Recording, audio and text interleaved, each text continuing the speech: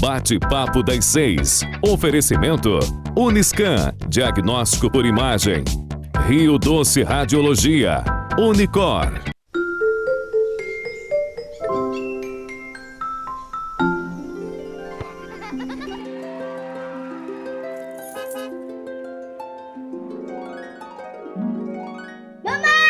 Imaginar o futuro de quem a gente ama é encarar o próximo passo como a decisão de viver todas as memórias ao lado de quem amamos.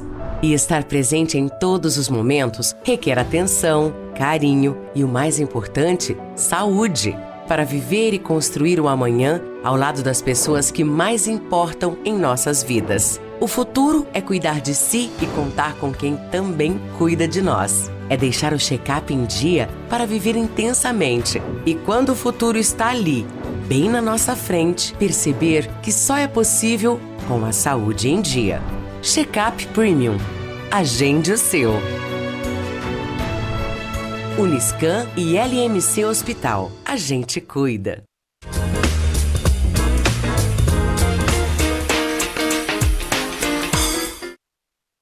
Olá, boa noite a todos. Bem-vindos a mais um programa Bate-Papo das 6, a Quinta da Lei, aqui na TV Sim, na Rádio Viva FM e no YouTube. Eu sou Thiago Durão Pandini e apresentando o programa junto comigo a doutora Maria Tereza Marianelli. Mais uma quinta firmes e fortes, né, Maria Tereza? Mais uma quinta-feira maravilhosa, Thiago. Muito bom estar aqui novamente. Olá, boa noite a todos. Boa tarde, né? Boa noite. Boa tarde, boa noite. Aqui é o Quinta da Lei para daqui a pouco ser o Quinta Sem Lei, né, Maria Isso Tereza? aí. Não é mole, afinal não. de contas, vai quintar daqui a pouco. Vai quintar daqui a pouquinho. Teve esse golpe, está postos. Se tiver imagens aí... Nossa, tá vazia essa BR, hein? Rapaz, eu te mandei mensagem do caminho. Eu falei que eu ia ficar muito revoltado se eu chegasse aqui e visse a BR desse jeito. Então, quando a gente chega no estúdio, aí a BR fica muito de boa. Mas quando a gente está no caminho do estúdio, o caos reina na BR-101. Postei no meu stories hoje. Você postou? Postei, Eu repostei. Falei, parece que a gente está contando mentira aqui, Thiago. Não é? Nossa. Eu repostei, olha aí. Olha lá. Essa imagem já está perto do estúdio. Que a gente apresenta, porque a gente fala para o Brasil inteiro, mas nós estamos em Linhares, essa cidade linda e maravilhosa do Espírito Santo. Telefone para quem tiver qualquer dúvida, principalmente o tema de hoje, que é direito agrário, os desafios rurais, tudo sobre o agronegócio. Pode ficar à vontade, o telefone é 99808-3421. Vamos voltar aqui, produção. Hoje nós temos dois convidados especiais, não é? Primeiro, a doutora Lohane Melo Simões, advogada, está atuando hoje aqui em Linhares, daqui a pouco a gente já passa a bola. E também a Adenauer Cunha, que é engenheiro agrônomo e técnico em agropecuária. Isso aí. É um prazer recebê-los aqui, né? É um tema que a gente tem explorado pouco aqui no programa, né, Thiago? Mas nós estamos numa cidade onde o agronegócio reina. É muito forte, né? Então a gente tem que falar mais aqui. Nós precisamos falar. E eu quero aproveitar para mandar um abraço para o nosso colega, doutor Eduardo Dejaim, né? Que é o presidente da Comissão de Direito Agrário da OAB Espírito Santo. Gente da melhor qualidade. Gente da melhor qualidade. Fica o meu abraço aqui também para o doutor, que em 2023 nos encontramos várias vezes. Sim. Lá em Vitória, para decidir sobre a parte imobiliária, onde a OAB ele tem que, de fato, fiscalizar mesmo para que o cidadão seja atendido da melhor forma possível. Isso é isso. E a gente está esperando ele aqui. Isso. O convite está feito, né? Mas então, vamos voltar aqui, Thiago. Nossos convidados muito especiais hoje para tratar desse tema muito importante que é o agronegócio. Doutora Lohane, se apresenta para os nossos telespectadores, conta um pouquinho da sua história, como que é trabalhar com direito agrário, né? Qual que é o objetivo desse ramo do direito e como você foi, né, escolher essa área do direito para trabalhar. Primeiramente, boa noite a todos. Obrigada pelo convite. É uma satisfação estar aqui com vocês. Meu nome é Lohane Melo Simões, eu sou advogada especialista em direito agrário. E eu escolhi essa área primeiramente por me apaixonar por questões alimentares. Então, inicialmente veio pelo direito à alimentação, precisava muito debater essa questão. E aí eu fui vendo o tamanho, a proporção, né, por trás de tudo isso que inicia no campo, né, com a produtividade agrícola, pecuária. Então, não poderia escolher outra cidade para residir do que Linhares, a capital do agronegócio. Muito bacana. Adenal, você, engenheiro, engenheiro agrônomo, tem uma ampla experiência aí, né, no campo, diretamente tratando com os produtores rurais, com o agronegócio. Se apresenta para a gente, conta um pouquinho da sua história e como que é trabalhar nesse ramo. Boa noite a todos, é uma satisfação muito grande a gente estar podendo participar do programa. Nós estamos na área da agricultura, né, do agronegócio, há 40 anos já, lidando dentro do município de Linhares e regiões vizinhas. Nós iniciamos a nossa carreira na agricultura lá atrás, na década de 80, como técnico em agropecuária, como o Thiago nos falou aqui. Depois fizemos agronomia e, para complementar o trabalho no campo também, nós chegamos a fazer uma especialização em engenharia de segurança do trabalho, porque existe bastante acidente de trabalho e falta um pouco disso. Há alguns anos atrás que começaram a ter essa visão para o agronegócio e ter engenharia de segurança dentro da agricultura, dentro da propriedade rural, para que possa se ter uma melhor eficácia dos trabalhos dos trabalhadores, tanto quanto dos proprietários também. Correto. Isso de fato é muito bacana, porque leva segurança ao campo.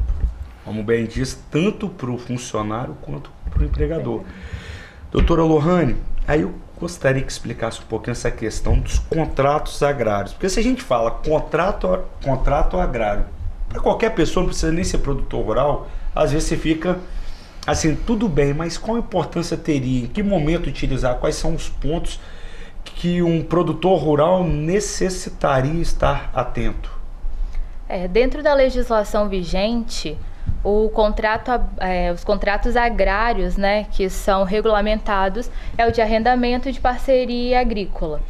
Então, a legislação ela traz critérios específicos para que sejam abarcados dentro desses contratos, e se não estiverem, cláusulas forem diferentes daquilo que a lei propõe, essas cláusulas diferentes são nulas, são sem efeitos, né? E isso traz uma segurança, porque ela não deixa que aquela parte mais hipossuficiente na relação, ela abra mão dos seus direitos e das suas vantagens. Então, o que gera uma segurança jurídica e evita conflitos futuros, né? Uhum. Falando em conflito, você mencionou aí o arrendamento rural. O arrendamento rural é um contrato muito importante. Como você tem que elaborar esse tipo de contrato para efetivamente evitar o conflito que às vezes ocorre entre o arrendador e o arrendatário? Quais são as cláusulas? Como que você maneja esse contrato aí?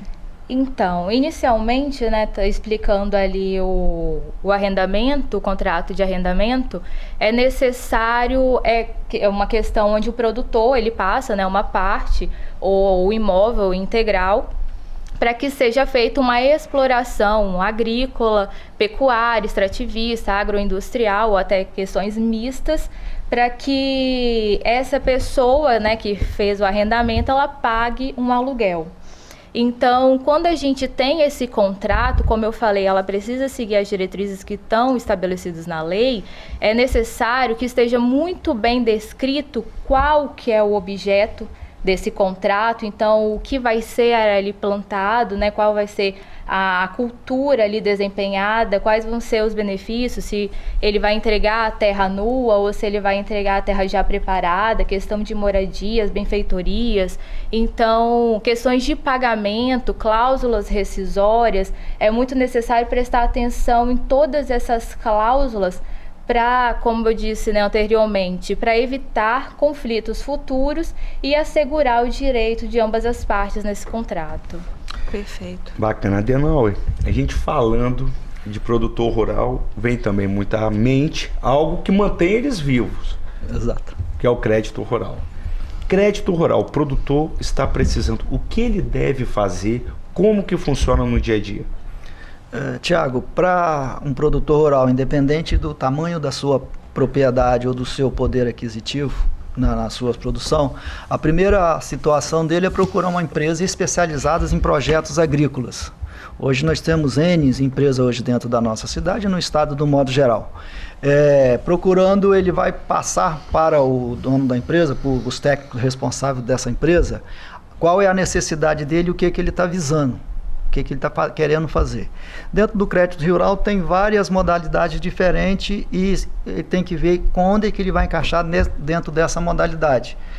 Os bancos hoje, tanto os nossos estatais como bancos privados, eles têm modalidade diferente com juros diferentes para cada modalidade dessa. Então o primeiro passo de um produtor rural para buscar o crédito é primeiro ir nessa empresa de projetos agrícolas. E lá, após a explanação dele, ele vai ser encaixado dentro de uma modalidade, qual banco ele tem preferência, qual banco que ele é cliente. Porque eu não posso chegar num banco que eu não sou cliente e querer fazer todo um trabalho de financiamento. Então, o primeiro passo dele é buscar um banco que ele também é cliente, porque aí ele tem uma maior facilidade e as modalidades que serão apresentadas para ele. Mas assim, um produtor que precisa de um crédito rural, no início ele procura alguém que faça essa intermediação com o banco, que vai analisar a propriedade, a questão de produção, é assim, mano? Isso aí. Primeiro, esse técnico dessa empresa, ele vai fazer todo um levantamento da propriedade, vai buscar saber, no final, a capacidade de pagamento dele e vai elaborar esse projeto e depois vai ser encaminhado ao banco.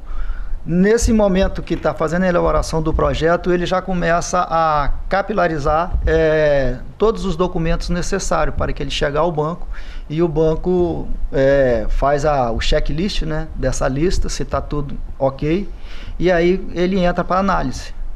Mas a empresa projetista, ela também tem que ter um cadastro dentro dessa agência bancária. Ela tem que ter uma afinidade também com as agências bancárias para ele levar esse projeto lá. Hoje está saindo fácil o crédito rural? Hoje em dia, não vou falar aqui como é que está a facilidade. Tem as burocracias de um modo geral, mas hoje os produtores rurais eles estão meio que receosos em buscar. Não tá, a complicação hoje seria como é que está a nossa vida econômica do país hoje, como é que está os commodities, né, de um modo geral. Então isso tira um pouco o produtor das agências bancárias. Os produtores rurais desde 31 de dezembro são preocupados com o país como um todo. É verdade. Exatamente. Fica complicado e ele sabe que ele vai ter uma dívida futura para pagar e ele tem que correr atrás. Aí se a produção dele, a lavoura, a cultura que ele está trabalhando, se tem altos e baixos, a preocupação dele vai aumentando a cada dia e diminuindo o tempo para ele fazer esse pagamento. E é uma preocupação muito importante, porque você não conseguir pagar é uma coisa muito séria, né?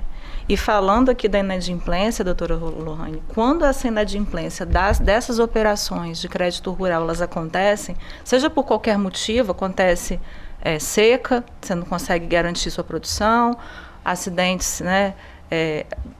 N motivos podem gerar esse inadimplemento.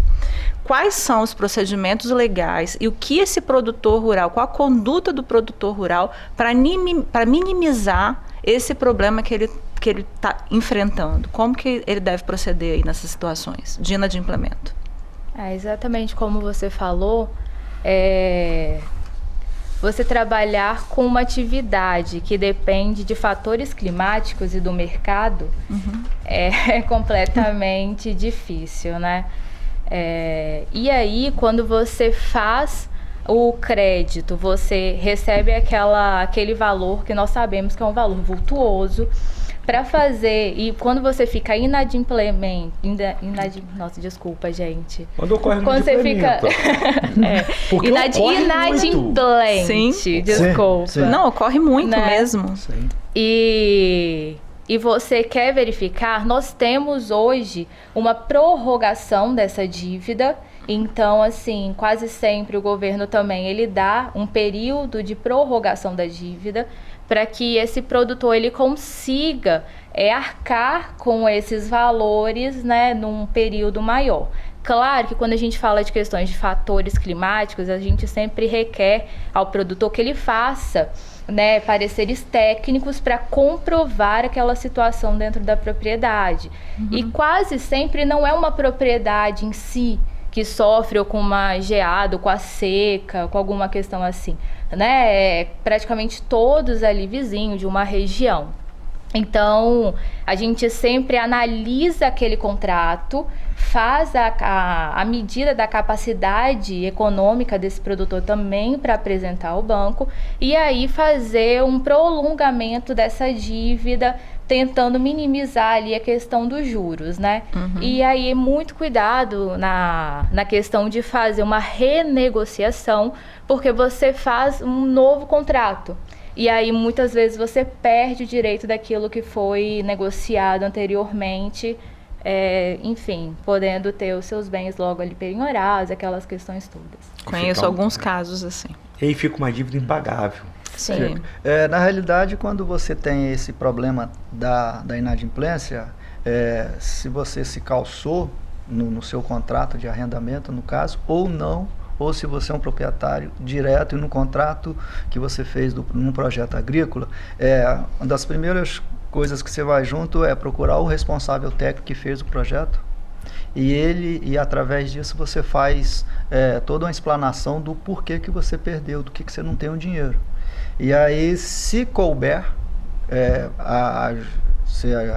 o parecer jurídico, aí você vai, junto com o advogado, apresentar ao banco as suas pendências por não conseguir fazer o pagamento daquela dívida para aquela época. Gente, falando de dívida e inadimplência também, me lembro, dentro dos tribunais, questão de produtor rural com seguro bancário, o seguro bancário falando que não tinha a ver com aquele sinistro, que isso, que aquilo, e na justiça revertendo, colocando a obrigação ali do banco a arcar com diversas despesas que o seguro ali cobria, mas o fato gerador da despesa ele falava que não teria responsabilidade. Mas é uma questão de análise contratual caso a caso, não é mesmo? A gente vai aqui rapidinho para o intervalo, mas antes vou mandar um abraço especial para o Carlos, para o Márcio, para todos aí da Duran Corporadora que assistem a gente todas as quintas. Mandar também para o nosso querido amigo, né, Maria Tereza, Dr. Werley Cerqueira, que está nos assistindo. Também para Shirley Dores, diretamente de São Paulo. A gente é chique. É verdade. Shirley está sempre com a gente. Shirley, saudade sua, minha querida. E é isso daí. É um minutinho, voltamos já.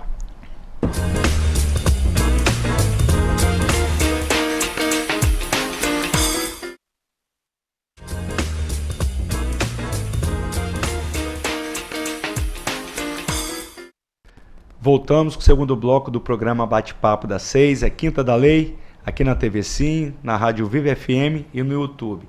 Tema de hoje, agronegócio. Tema leve, bacana, bom de se discutir. Isso aí.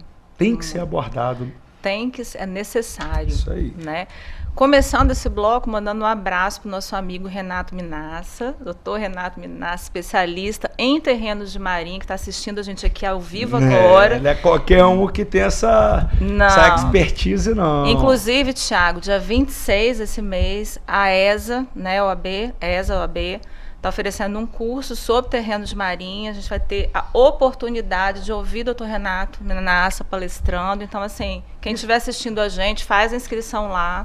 19 horas começa o curso, acaba às 22. Isso que eu ia falar, eu até assisto, desde que o Dr. Renato palestra. Então, já está garantido minha presença também. Muito bom. Tem colocar o telefone mais uma vez, rapidinho aí, produção, 99808-3421. Se tiver qualquer dúvida, diz a doutora Lohane que não vê a hora de responder ao vivo e a cores, né, doutora?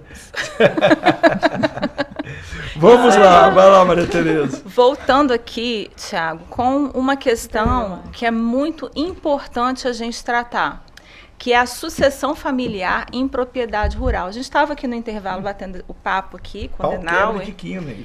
Hã? O pau quebra de quina. É verdade. Às vezes você vai herdar uma propriedade rural, mas você não sabe nada daquilo ali, daquele negócio. Então, Adenal, fala pra gente um pouco dessa questão da sucessão familiar, o que você assiste, o que você vive, né, no meio do agronegócio, e quais são os aspectos que o produtor rural, né, os proprietários rurais, os produtores rurais, têm que considerar para garantir que seja feita uma transição tranquila para os seus herdeiros, né, para os seus sucessores. Como que isso deve ser feito?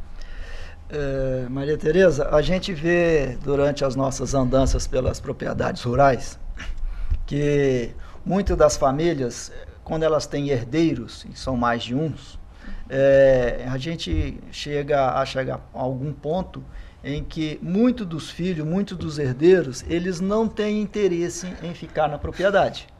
Hoje, com a imensa redes sociais que nós temos, com a informática a todo vapor, novas descobertas, novas tecnologias, então o filho que ele não foi criado 100% dentro da propriedade, que ele não buscou conhecimento da produtividade, da agricultura, da lavoura, da área que a família tem, ele acaba se distanciando e vai para a cidade, da cidade vai para grandes centros, e aí ele acaba não querendo trabalhar nessa propriedade, continuar o trabalho de família hereditária, que veio do avô, do bisavô, passou pelo pai, e quando chega no momento dele, ele não tem interesse. Eu conheço vários casos aí que os filhos abandonaram e foram embora, porque ele não tem afeição, ele não tem apego àquilo ali, não é o mundo dele, mesmo que o pai passava todos os dias com ele, falava como é que estava, o que ele produzia, o que ele vai produzir. Se falando da nossa região aqui, Maria, com relação a grandes áreas, nós não temos aqui propriedade de 2.000, 3.000, 5.000 hectares.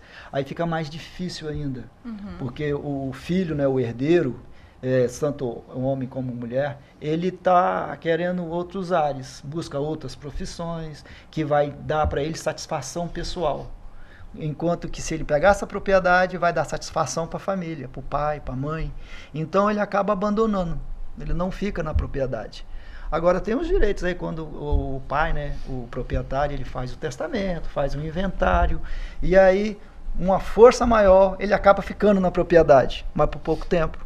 Ele acaba vendendo, ele vê que aquilo não é o chão, não é para ele ali, ele acaba indo embora e vende a propriedade, passa para outras pessoas. Quando você fala em vender propriedade, passar, eu me lembro muito bem. Minha mãe, tudo que falava antes de fazenda, ela falava: meu filho, fazenda é fazendo. É sempre fazendo, sempre fazendo. E aí isso ficava na minha memória. Isso ficou na minha memória. Eu falava, né? Passou, não gostar desse negócio. Mas assim, o problema é quando não é nem que não gosta, não tem ali o tino pro negócio. E aí numa sucessão familiar ainda perturba os que tem.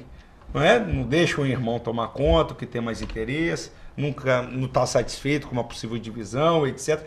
E aí a pessoa prefere que se acabe a propriedade do que ela continue com uma maneira ali amigável entre os irmãos. É por isso que a gente fala muito, né, doutora Lohane, sobre um planejamento sucessório. Exato. A gente está falando de um tema que também é muito tabu. A gente está falando de morte. Então, quando você fala de sucessão, você está falando que alguém virá a falecer e vai deixar os bens para você. Então, já começa esse tabu por aí, né? E aí, além dessa questão que é muito delicada para ser abordada em família, a gente fala da questão de capacitação. Então, é necessário, né, aquele produtor e aqueles filhos que desejam herdar, que comecem a tomar essa iniciativa quando, né, o proprietário, tanto homem quanto mulher, ele tem a capacidade física e mental para falar sobre a gestão, para falar como funciona e passar esse bastão, né? Então, e aí, por que a gente fala tanto da importância também da sucessão? Porque é uma forma mais tranquila, né? Se for esperar para a questão de inventário, ali a família ela consegue verificar quem tem mais esse tino para gestão, para o trabalho mais braçal, para fazer às vezes o marketing que está muito em alta da própria propriedade. E uma questão também que eu tenho visto muito, né, principalmente aqui no Espírito Santo e que eu tenho admirado, é a questão do turismo rural, né, a experiência dentro das propriedades. Então não é só aquele trabalho braçal de plantar. Há uma questão ali de você abrir a sua propriedade para a visitação, para o turismo, fazer daquele produto, né, outras variáveis, enfim. Então é necessário essa é a importância da sucessão. E aí fazer a questão do testamento com as 2 testemunhas, né, com uma assessoria jurídica para não ter cláusulas nulas após a abertura do testamento, ter procuradores, né, já deixar esses filhos como procuradores em caso de uma incapacidade mental ou física, né, algum tipo de dificuldade. Então é sempre bom procurar uma assessoria jurídica para dar todos os direcionamentos dessa sucessão. Eu falo assim, quanto mais a sociedade está informada, que é o que a gente percebe, que com o passar do tempo as informações chegam muito mais e a todos. Sim. Mais precisa de advogado. Porque quando você sabe dos seus... Deus, né? Não é verdade. Nós não estamos em extinção. Quando alguém fala que a advocacia vai cair, vai diminuir, etc., vocês estão loucos. Porque com o aumento da informação, e a internet faz isso, as pessoas vão sabendo que é necessário ter antes de assinar um contrato. Quando começa numa 50 a mais, já pode sim pensar no planejamento sucessório. Se a pessoa for responsável, ela não quer deixar pepino para os filhos. Sim. Não quer deixar nem dívida para os filhos. Ela quer falecer e os filhos tomarem conta sem precisar vender nada o preço de banana para pagar inventário e sem ter briga entre eles. Então, assim, com a informação muito fácil, ampla e rápida, a necessidade do advogado aumenta cada vez mais. Porque as pessoas vão tendo essa ciência de que é necessária a assessoria jurídica. Sim. Denal, falando aqui rapidinho de área de preservação permanente, APP, famosa APP. Problemas. É um problema, só que aí a gente, como elas podem ser utilizadas, se é que podem, as implicações legais e como os produtores rurais podem garantir a sua conformidade com a legislação. Mas eu me lembro de uma entrevista que eu vi com um jornalista norueguês, lá na Amazônia, e aí ele pegou um produtor rural e foi encurralar esse produtor rural. Isso agora é recente. E aí eu não vi nenhuma... Se não é internet para mostrar essas coisas, você não vê em lugar nenhum. E aí o jornalista norueguês, até de forma um pouco debochada, enquadrando o produtor rural, mas vocês de fato preservam a Amazônia, que isso, que aquilo. Aí o produtor, metade da minha propriedade rural aqui, eu não posso fazer nada. E eu não faço. Eu contribuo para o meio ambiente. Os produtores rurais contribuem. Você contribui com o quê? Eu estou para o jornalista. Qual é a sua função dentro do meio ambiente? É só falar? Mas o que você faz de fato? Eu estou te mostrando. Minha propriedade rural, 50% dela é intacta. Aí o cara vai falar o quê? Que não faz nada mesmo. Eu, pelo menos ali, ele não teve um poder de reação para contra-argumentar o que o agropecuarista estava falando. Mas por que isso daí e essa revolta? Não é fácil ser produtor rural. Não. Só que você toma porrada todos os dias. As pessoas não têm respeito muitas vezes. E aí você vê isso tanto de parte da sociedade quanto de um governo. Sim. Não é o governo federal como um todo, mas muitas vezes municipal, estadual. Então, assim, os produtores rurais exigem respeito. Enquanto não houver, e a internet for de todos, vai ter sim essas entrevistas para mostrar a verdade para o povo. Então eu queria só que você falasse um pouquinho das APPs, porque falam muito do Brasil, do desmatamento, mas eles esquecem o que fizeram lá no passado. Tiago, com relação às APPs, vamos lembrar que APPs são áreas de preservação permanente próximo de algum curso de água. Se a propriedade não tem um curso de água, que seja rio, córrego ou lagoa, ela não tem área de preservação permanente. Se ela o fizer um artificial, ela passa a ter. Se ela fizer um poço artesiano, captação de água na propriedade é poço artesiano, aí ele fica sem ter essa obrigação de área de preservação permanente. A preservação permanente você pode cultivar alguma coisa dela desde que você não movimente o solo, não pode entrar maquinário para arar, gradear, e sulcar e fazer todo um trabalho dentro dessa área, né, que ela é medida de acordo com o custo do rio, quando é um rio ou córrego. Depois ela tem uma outra medida em rios de grande porte, lagoas, o entorno dela, se estiver próximo de cidade, se estiver no campo, aí você tem de diferentes tamanhos dessa preservação. Na área de preservação você pode plantar frutíferas, você pode plantar nativas e você pode cuidar, desde que não movimente o solo. Porque ao você movimentar o solo, você está degradando. Então, não seria uma área de preservação.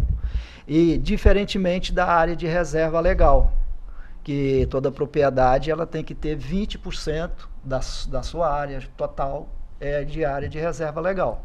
Aí, na área de reserva legal, automaticamente fechada, você não pode fazer nada dentro dela, a não ser dar uma caminhada, né, para respirar o ar puro, tá? Mas são duas diferentes que, se você tiver as duas opções dentro da sua propriedade, você pode estar anexando as duas, uma próxima da outra, que talvez a sua área de rio ela tenha uma quantidade de área que vai pegar junto com a sua reserva legal. Então você pode selecionar, você pode separar uma área para reserva legal e dentro dela você tipo que abandonar, entre aspas, vamos dizer assim. Você abandona, cerca e nada entra ali. E se você estiver próximo dessas áreas, se você tiver um contíguo florestal que possa ser um campo de semente, por si só, com 5, 10 anos, você vai ter uma regeneração natural ali. Ou então você fazer um projeto específico e introduzir ali as espécies nativas. Muito legal. Agora sim, tratando de uma outra questão que também é muito importante para o produtor rural, né? Para o agronegócio. As questões trabalhistas, doutora Lohane. Quais são as obrigações legais dos produtores rurais e como eles podem evitar possíveis litígios nessa área, né, com os seus trabalhadores, seus contratados, enfim? Bom, doutora Mariana, as questões trabalhistas, né, tá muito em voga, a gente sabe, muitos litígios no campo, e há uma importância muito grande nas questões trabalhistas rurais, e é de tamanha importância que nós temos uma legislação específica para o trabalhador rural, que vem trazendo ali, né, até porque há uma diferença muito grande do trabalho que é realizado no campo para o trabalho que é realizado nos centros urbanos. Certo. Além dessa legislação para o trabalhador rural, a gente tem uma legislação que é subsidiária, né, a CLT, e normas regulamentadoras. Então, assim, são diversas legislações que o produtor precisa estar ciente para tomar as medidas mais cabíveis, né? Evitando, assim, que futuramente seja surpreendido com uma ação trabalhista. Então, dentro dessas questões, a gente sempre fala, dentro dessas questões trabalhistas no campo, né, a gente fala muito sobre as vistorias que são feitas, né, as fiscalizações pelo Ministério Público do Trabalho ou o Ministério do Trabalho, né, se for coletiva, se for individual, das questões, das condições que são colocadas ali. Se são condições degradantes, se são condições insalubres, e aí a gente traz muito a questão que também, né, está em alta aí na mídia, o trabalho análogo à escravidão. Né? Então é preciso também tomar muito cuidado e seguir esses regulamentos em questão de alojamento, de moradia, né, de áreas em comuns, questões higiênicas, questões de pagamento, outros tipos de verba, o que pode ser descontado ou não, para que possa estar cumprindo as legislações que estão vigentes. Perfeito. Antes da gente finalizar aqui o segundo bloco, mandar um abraço para a querida Lena. Tempo que eu não te vejo, tá bacana que esteja acompanhando. Também Elcio Siqueira, diretamente de Governador Valadares. uma terra linda e ao mesmo tempo bem fresca, né, Adenal? Bastante. Bem fresquinha. Se nós aqui na beira do litoral estamos aqui com 38, 40, Valadares está uns 45. É mole não, mas o que importa é que lá, cidade maravilhosa, altamente produtiva, cheia de indústrias. Sim, Valadares, Ipatinga. Ipatinga, isso daí. Então é isso, a gente vai para o intervalo, mas fiquem aí ligados que é 1 minuto e voltamos já.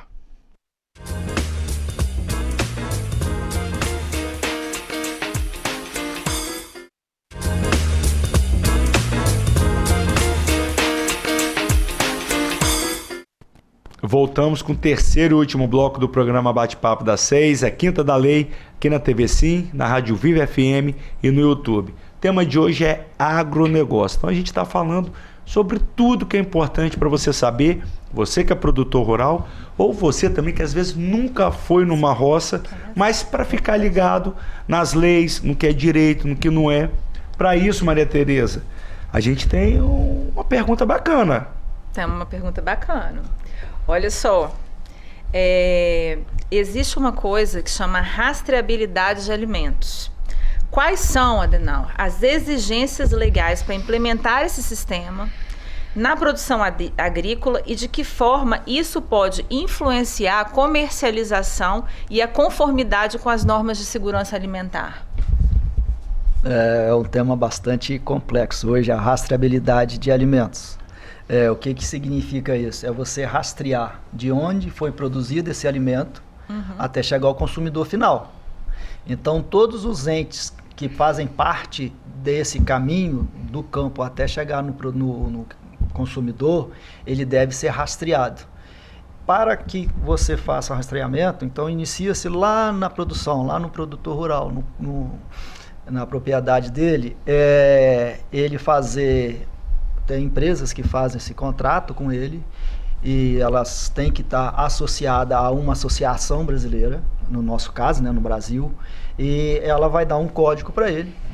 E ele, ao produzir o seu alimento, ele vai tirar um selo de rastreabilidade e esse selo vai seguir até posterior, porque ele é aceito pelo mercado europeu e o mercado americano. Dentro desse conceito, ele tem que fazer algumas convicções dentro da sua propriedade, da sua produção, para seguir os trâmites legais dentro da legislação.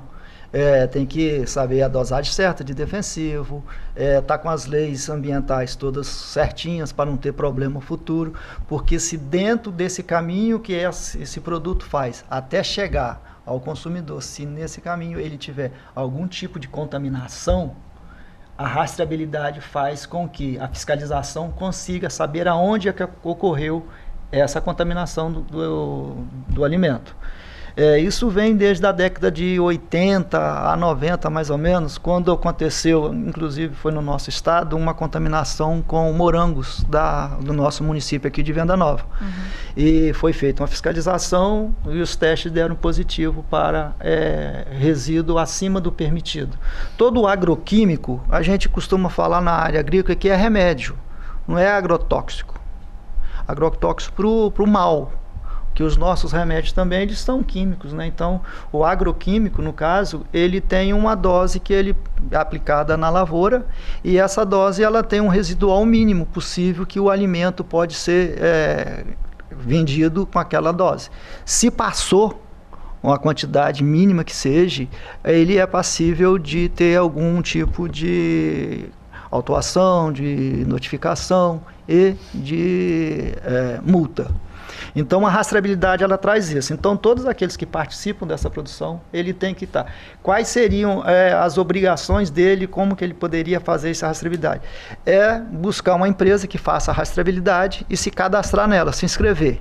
Ao fazendo isso, um site dessa empresa fica ligado ao Ministério da Agricultura 24 horas por dia. Então, quando um consumidor chegar hoje no supermercado e ele tem o telefone celular dele, tem um QR Code, um leitor, e aquele alimento está rastreado, tem um selinho ali com QR Code, ele passa o celular dele, ele faz a leitura e vai ver todo o caminho que aquele produto chegou até ali. Bacana. Muito legal, né? É isso daí. Agora, quando a gente fala também de produtor rural, às vezes a gente lembra do Ministério Público do Trabalho, os fiscais do trabalho chegando de carrinho nas propriedades rurais. E aí eles falam muito e pegam essa questão de moradia. Ah, tem moradia? Tem. Como é que está as condições dentro da moradia? Tem banheiro, tem cama, tem... Mas enfim, a moradia é obrigatório, o produtor rural conceder ali, e se for obrigatório, quais seriam os requisitos? Então, a moradia rural, ela não é obrigatória, né? E ela pode ser cobrada por esse produtor rural ou ela pode ser fornecida de forma gratuita, né? Então, quando a gente fala de cessão gratuita, a gente sempre precisa lembrar ao produtor rural a necessidade de cumprir determinados requisitos. Por exemplo, tem que constar no contrato de trabalho que a cessão ela foi gratuita dessa moradia. Essa moradia sendo para uma única família, tem que ser esse contrato assinado por 2 testemunhas e encaminhado para o Sindicato do Trabalho para tomar essa ciência. Caso ele decida cobrar desse trabalhador a moradia fornecida, oferecida por ele, que ele possa cobrar no máximo 20% sobre o salário mínimo, né, desse trabalhador. Caso ofereça também, né, ampliando aí a pergunta, forneça a alimentação, e essa alimentação a gente fala de uma alimentação mais farta e sadia, que ele possa descontar no máximo 25% também sobre o salário mínimo. E claro, essa moradia precisa, né, cumprir as normas da NR31, onde tem os espaçamentos, onde tem as questões de higiene, espaço para convívio, né, questões totalmente salubres ali para quem vai residir. Bacana, Adenauer. A gente vê aí muitos países querendo dar lição de moral aqui no Brasil, e de todos os sentidos, né? Mas se você pegar lá o passado, o que eles mais fizeram foram desmatar. Mas enfim, isso também não pode servir de nada para desmatar aqui, por exemplo. Mas não é esse fim do mundo todo que falam, muito pelo contrário. A legislação é rígida. Sim. E quem não a cumpre é penalizado. Sim. E não é porque a pessoa não cumpriu que a maioria não cumpre. Então esse é o problema. Quando você pega um caso, você quer generalizar e de fato ali até mesmo desmoralizar quem vive da agricultura. Mas enfim, a gente falar de defensivos agrícolas. Tem como a gente falar de defensivo agrícola, falar ao mesmo tempo de produtor rural e preservação do meio ambiente? Pode andar tudo junto? O que você vê no dia a dia? Sim, um não anda sem o outro.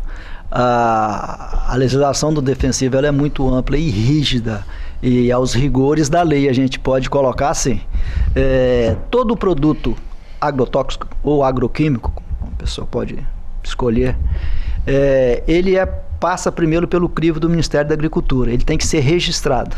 Então, para uma empresa qualquer, parte do mundo, vir para o Brasil e colocar um produto à venda aqui, ele tem que passar primeiro pelo crivo do Ministério da Agricultura. E ele tem que dar todas as condições para que os técnicos do Ministério façam a leitura daquele produto, ver quais são os princípios ativos dele, e aí ele vai liberar para as culturas. E todo produto ele não é liberado para todas as culturas. Cada produto ele é específico para um tipo de praga, ou para um tipo de doença e para um tipo de lavoura, de cultura que seja. Dentro desse contexto, você tem as dosagens para cada praga e para cada cultura. Hoje, quando você vai numa empresa, numa revenda, fazer a compra de um produto agrícola para levar para sua lavoura, é emitido um receituário agronômico, dependendo do grau de intoxicação dele. Aí tem os rótulos que nos dizem isso: azul, vermelho, verde, amarelo. Então, cada um ele tem um tipo de toxicidade. E tem as suas condições de aplicação, condições de máquina para fazer essa aplicação, e o produtor ele tem que estar muito atento a esse produto, às aplicações, e a lavoura e o período que ele vai fazer essa aplicação. Hoje temos aplicações de drone, Então também tem que ter um licenciamento, você tem que falar para a revenda, ó, vou aplicar via drone. Aí é uma outra situação, aí tem que se comunicar aos institutos de defesa de cada estado para que ele possa fazer um acompanhamento também, mesmo que online, mesmo que lá no escritório, ó, hoje tem uma aplicação tal, na propriedade tal, para que não tenha nenhuma divergência de comunicação entre a revenda, o sistema que o Agrotes, por exemplo, e outros aí que são sistemas que mantêm essa legislação ao vivo e a cores ali para a revenda fazer esse receituário e para o produtor fazer a sua aplicação. Ele não pode sair fora disso, que as penalizações são muito grandes. E a hora que a revenda emite essa receita, ela é online hoje. Antigamente era feita na caneta, no papel, uma vez ou outra, o fiscal passava lá, recolhia essas receitas. Hoje não, você acabou de emitir, assinou ela já está no site da Defesa Agrícola. E aí o fiscal que está lá de plantão, ele vai recolher aquelas receitas que durante o dia ele vai aleatório, pode pegar uma dessas receitas, se ela tiver em desconformidade com a legislação, aquela propriedade vai ser visitada e, constatando o erro da receita, a revenda também ela é feita uma vistoria nela, é feita uma visita e, dependendo da situação, autuação. Bacana. Maria Tereza, programa bom passa rápido. Que pena. Não é? E fala assim, uma hora de bate-papo, parece que é eterno. Mas não, a hora que você vê, acabou o primeiro bloco, acaba o segundo, e o terceiro é rapidinho. É muito rápido. Não é, Lohan? É, muito rápido. É isso aí, doutor. Ó, ela já quer voltar. Já quer voltar, inclusive com certeza. Na rádio. Falou, Tiago, quero voltar para a rádio. E nós vamos fazer aqui no Sim Notícias depois um programa especial para falar do agronegócio. O agronegócio tem que ser mais falado. Tem com que certeza. ter espaço. A televisão precisa de espaço para notícias boas. Que é o que, graças a Deus, a gente pode fazer há anos, todas as quintas, às 18 horas. É verdade. Então, tá bom. Doutora Lohane, muito obrigado por ter aceitado o convite, por ter vindo falar desse tema tão importante, não só para o nosso estado, mas para todo o país. Então, assim, sempre que tiver notícias novas, manda pra gente programar e fazer um novo bate-papo desse. Pode ficar tranquilo que encaminha assim. Muito obrigada, gente, pelo convite. Foi muito gostoso, foi prazeroso estar aqui. Passou rápido? Passou. Passa rápido, eu te falei. Então já pode voltar. Já pode voltar. Pode voltar, pode trazer de novo.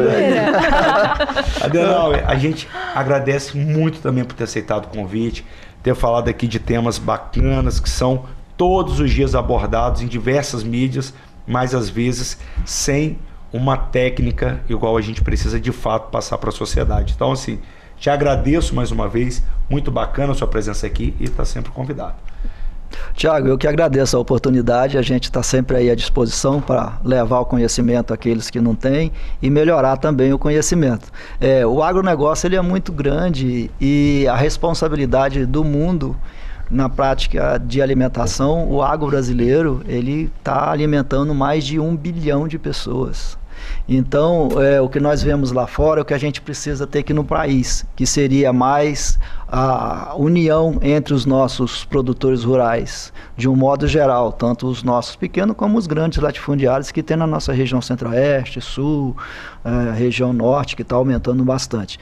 Mas assim que tiver a oportunidade, a gente está junto aqui para trazer novos assuntos e levar conhecimento aí aos nosso público. Estamos juntos. De um tempo para cá a gente está vendo essa união crescer, viu?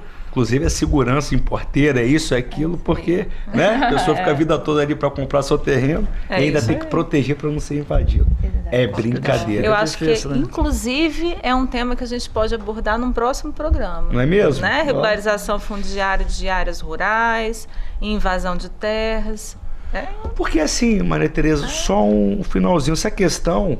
Você pode fazer dentro da lei, não precisa invadir, você não precisa inserir ali, tipificar seu ato num código penal. Sim. E muito menos ser aplaudido por alguém, você cometendo um crime, que é o que a gente mais lamenta. Mas assim, que programa gostoso, não foi? Maravilhoso, como mais sempre. Uma quinta, firmes e fortes.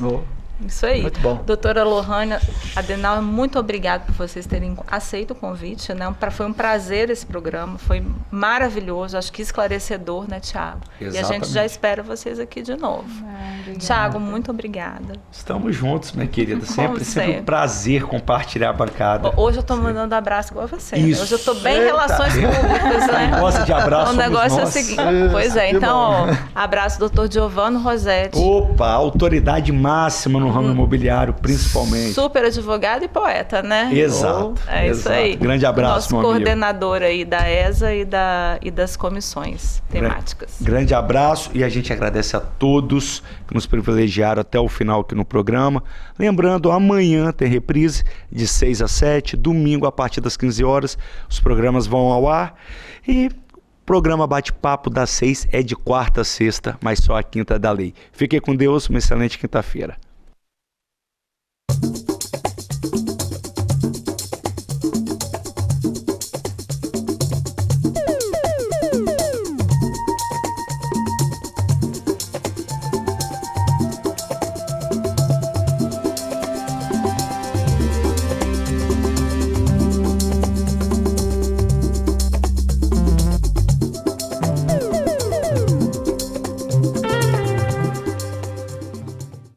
Bate-Papo das 6. Oferecimento Uniscan, diagnóstico por imagem.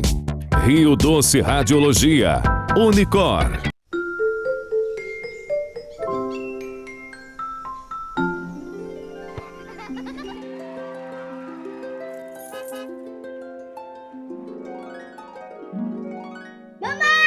Imaginar o futuro de quem a gente ama é encarar o próximo passo como a decisão de viver todas as memórias ao lado de quem amamos.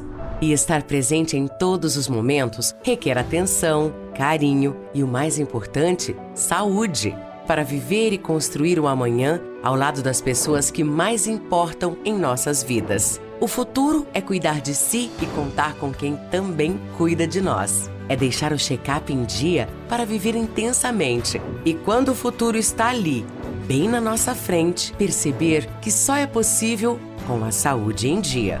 Check-up Premium. Agende o seu.